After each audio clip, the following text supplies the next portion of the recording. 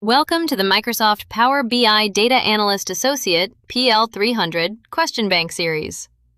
In this video, I've got 10 exam-style practice questions lined up for you, covering the kind of Power Query data preparation, data modeling, DAX measures and time intelligence, report visualization, and analytics scenarios you'll see on the real PL300 exam. Each question comes with the correct answer and a full explanation, including why the wrong options are wrong. Here's how to get the most out of this. When a question appears, pause the video, pick your answer, then hit play to check yourself. Ready? Let's dive in. Question 1. Prepare the data. Northwave Outdoor Gear stores its point-of-sale transactions in an on-premises SQL Server database that grows by about 2 million rows a day. And store managers need visuals to reflect sales within a few minutes of a transaction being entered. The report should also let analysts write DAX measures using calculated columns and complex time intelligence formulas. Which storage mode should the analyst choose when connecting to the SQL Server sales table? Option A, import mode, with a scheduled refresh configured every 15 minutes. Option B, dual storage mode applied only to the date dimension table. Question 2. Prepare the data. An analyst at Bluefield Grocers wants report viewers to be able to change which fiscal year of purchasing data loads into the model without editing any Power Query steps directly, by exposing a control that can be set to values like 2023, 2024, or 2025. Which Power Query feature should the analyst create? Option A, a calculated column in DAX that filters rows by year date. Option B, a custom column that hard-codes each year as a separate column. Option C, a relationship parameter defined in the model view. Option D, a query parameter bound to the year filter step with a list of selectable values. Take a moment and make your choice. The correct answer is D, a query parameter bound to the year filter step with a list of selectable values. Here's why. Query parameters in Power Query let you define a value, or list of allowed values, that can be referenced inside query steps, such as a filter step. Changing the parameter's current value reruns the query with the new year without editing the M code. Now, why the others are wrong? A DAX calculated column runs after data is already loaded into the model and cannot control which rows Power Query brings in from the source, so it would not reduce load volume or let users pick a year before refresh. B, a hard-coded column for every year would bloat the table and would not let a user swap the active year on demand. It does not create a reusable, changeable control. C, Power Query does not have a concept called a relationship parameter in model view. Relationships are configured separately from parameters. Question 3. Prepare the data. While profiling a newly imported customers table in Power Query, an analyst enables column quality, column distribution, and column statistics from the View ribbon. The column quality indicator for the email column shows 92% valid, 3% error, and 5% empty. What do the error and empty percentages represent respectively? Option A, error means the row was flagged as a statistical outlier. Empty means the value is exactly 0. Option B, error and empty both mean the same thing, a null value stored in two different internal formats. Option C, error means the value fails the column's data type conversion or an applied step. Empty means the cell contains null or a blank string. Option D, error means the value violates a data analysis expressions, DAX, validation rule. Empty means the row was filtered out. Take a moment and make your choice.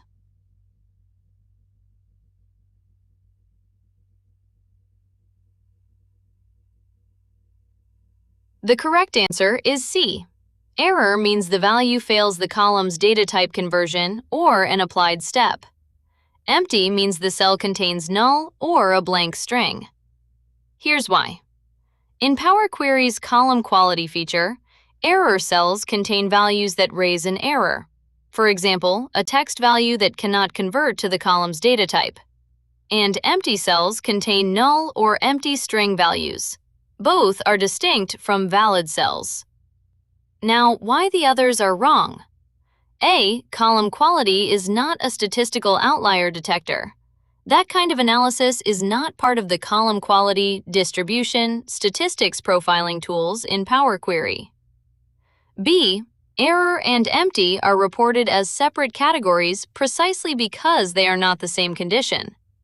Errors come from failed evaluations/conversions, while empties are null or blank values.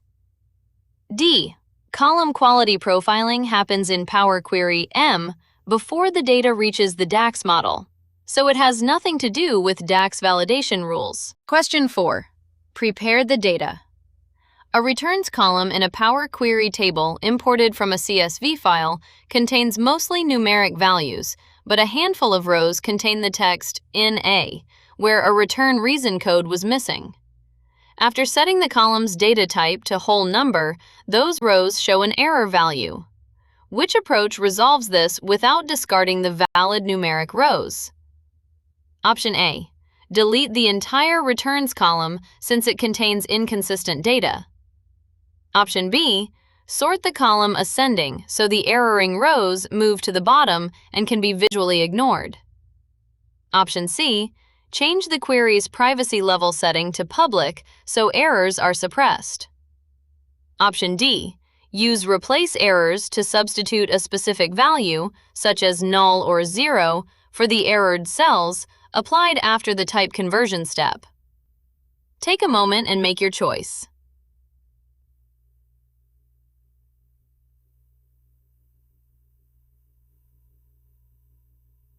The correct answer is D. Use replace errors to substitute a specific value, such as null or 0, for the errored cells applied after the type conversion step. Here's why. The replace errors transformation targets cells that evaluate to error, such as failed NA to number conversions, and replaces them with a specified value like null or 0, leaving correctly converted rows untouched. Now, why the others are wrong. A. Deleting the column would remove valid numeric data along with the problem rows, which is unnecessary when only a few cells are affected. B. Sorting only changes row order for display in the Power Query editor. The error values remain in the data and will still break the query or downstream calculations, and ignoring rows visually is not a real data cleaning step. C. Privacy levels control how Power Query combines data from sources with different trust levels during folding, merging. They have no effect on data type conversion errors. Question 5. Prepare the data. In Power Query, an analyst is preparing an orders table where the order date column was imported as a text string in the format YYYYMMM-DD. Which data type change is required so the column can later be used to build relationships to a date dimension and support DAX time intelligence functions? Option A, change it to date or date/time using the column type selector, so Power BI stores it as a proper date value. Option B, leave it as text because DAX time intelligence functions can parse text dates automatically at query time. Option C, change it to whole number, since Power BI internally stores all dates as serial integers anyway. Option D, change it to true/false, since dates only need to indicate whether they fall within the current period. Take a moment and make your choice.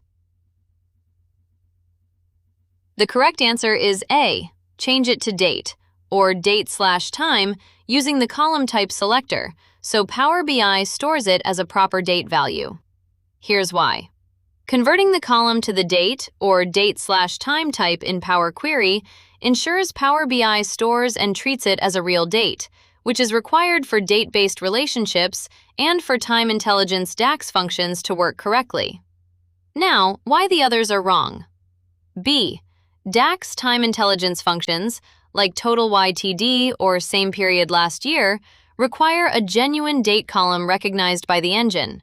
They do not parse arbitrary text strings on the fly. C. While dates are internally represented as serial numbers, explicitly typing the column as whole number strips away date semantics, calendar hierarchies, date-specific functions that the model and DAX engine rely on. D. A true/false Boolean type cannot hold a calendar date value at all. This would destroy the information in the column. If you find this review helpful, please continue, and you may also want to get the complete set, all 360 exam-style questions with full explanations across every core Power BI knowledge area are available in my Udemy course, Microsoft Power BI Data Analyst Associate, PL 300. Complete exam preparation and practice question bank. The link is in the description below. Make sure you subscribe so you don't miss the next video, where I'll walk you through 10 more questions. Let's continue with the next question. Question 6. Prepare the data. A products query at Fenwick Hardware includes a column weight kilograms. The analyst needs to add a new column, shipping tier, that returns light when weight kilograms is less than 5, standard when it is between 5 and 20, and heavy when it is greater than 20, without writing custom M code by hand. Which Power Query feature is the most direct way to build this column? Option A. The conditional column dialog, defining ordered if-then rules based on weight kilograms. Option B. Group by, aggregating weight kilograms into 3 buckets. Option C. Split column by delimiter on the weight kilogram column. Option D. The fill-down command applied to weight kilogram. Take a moment and make your choice. The correct answer is A. The conditional column dialog, defining ordered if-then rules based on weight kilograms. Here's why. The add conditional column dialog lets you define a sequence of if, then, else rules on an existing column's values, or ranges, and generates the corresponding new column and underlying M code automatically, matching this exact if less than 5, else if between, else logic. Now, why the others are wrong. B. Group by collapses multiple rows into summarized rows. For example, 1 row per category with an aggregate. It does not add a new per row classification column to the existing table. C. Split column by delimiter breaks a single text column into multiple columns based on a separator character. Weight kilograms is numeric and has no delimiter to split on. D. Fill down copies the last non-null value downward through blank cells. It has nothing to do with creating tiered categories from a numeric value. Question 7. Prepare the data. An analyst needs to add a custom column in Power Query on the orders table that concatenates customer ID and order date, formatted as text, into a single text key, using the Power Query M formula language directly rather than the conditional column UI. Which custom column formula is syntactically correct for this in the Add Custom Column dialog? Option A. Equals concatenate customer ID, order date. Option B. Equals sum x, orders, customer ID, and order date. Option C. Customer ID plus order date. Option D. Equals Text.From, customer ID, and wastes, and Date.ToText, order date, YYY-MM-DD. Take a moment and make your choice. The correct answer is D, equals Text.From, customer ID, and minus and Date.ToText, order date, YYY-MM-DD. Here's why. Power Query M custom columns use M functions like Text.From to convert a non-text value to text and Date.ToText to format a date as text, combined with the AND concatenation operator. This is valid M syntax that produces a text key. Now, why the others are wrong? A. Concatenate is an Excel/DAX style function name, not a valid Power Query M function. M uses different function names such as text.compile or the AND operator. B. SumX is a DAX iterator function used in measures/calculated columns in the data model, not a function available in the Power Query M language, and it does not perform text concatenation. C. The plus operator in M performs arithmetic addition. Applying it to a numeric customer ID and a date value would either error or produce a meaningless numeric result, not a concatenated text key. Question 8. Prepare the data. A sales table in Power Query has one row per line item, with columns Order ID, Product Category, and Revenue. The analyst wants a summary query showing total revenue and a count of line items for each product category, collapsing the detail rows. Which Power Query transformation directly produces this result? Option A, unpivot columns on product category. Option B, merge queries using product category as the join key. Option C, group by, grouping on product category with aggregations sum of revenue and count of rows. Option D, transpose. Take a moment and make your choice. The correct answer is C, group by, grouping on product category with aggregations sum of revenue and count of rows. Here's why. Group by lets you choose one or more grouping columns, product category, and define aggregations, such as sum of revenue and count of rows, producing exactly one summarized row per category. Now, why the others are wrong? A. Unpivot columns turn selected columns into attribute value pairs, used to reshape wide data into a tall format. It does not summarize numeric values by category. B. Merge queries combines columns from two separate queries based on matching key values. There is only one table here, so there is nothing to merge with. D. Transpose swaps rows and columns wholesale. It does not perform any grouping or aggregation logic. Question 9. Prepare the data. A finance analyst at Corvin Retail receives a report export where products are laid out with one row per product and 12 separate columns named Jan, Feb, Marth, December, each holding that month's sales figure. To build a proper Power BI star schema, the analyst needs one row per product month combination instead. Which Power Query transformation accomplishes this? Option A. Select the 12-month columns and use pivot column with values from the product column. Option B. Select the 12-month columns and use unpivot columns to turn them into attribute and value columns. Option C. Use transpose to swap rows and columns. Option D. Use split column by positions on each month column. Take a moment and make your choice. The correct answer is B. Select the 12-month columns and use unpivot columns to turn them into attribute and value columns. Here's why. Selecting the Jan-Dep columns and choosing unpivot columns converts each of those columns into rows, producing an attribute column, the month name, and a value column, the sales figure, which, combined with product, gives the required one row per product month shape. Now, why the others are wrong? A. Pivot column does the opposite. It takes values from one column and spreads them out into new columns, which would make the wide format worse, not better. C. Transpose swaps the entire row-column axis of the table.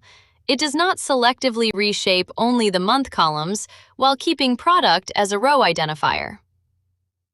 D. Split column by positions divides a single column's text into pieces based on character position. It does not restructure multiple columns into rows. Question 10. Prepare the data. An analyst connects to a REST API endpoint for Meridian Apparel's online orders. After the initial web connector step, a single column named Items contains nested JSON records, each holding SKU, quantity, and unit price fields for that order. Which sequence of Power Query steps correctly converts this nested JSON structure into separate flat columns for SKU, quantity, and unit price? Option A. Apply Text.Proper to the Items column, then remove duplicates. Option B. Use merge columns on items with a comma delimiter. Option C. Change the items column's data type to whole number to force it to flatten. Option D. Use expand, the expand/aggregate icon, on the items column to expand the record/list into new columns. Then repeat expansion if the result contains further nested lists. Take a moment and make your choice.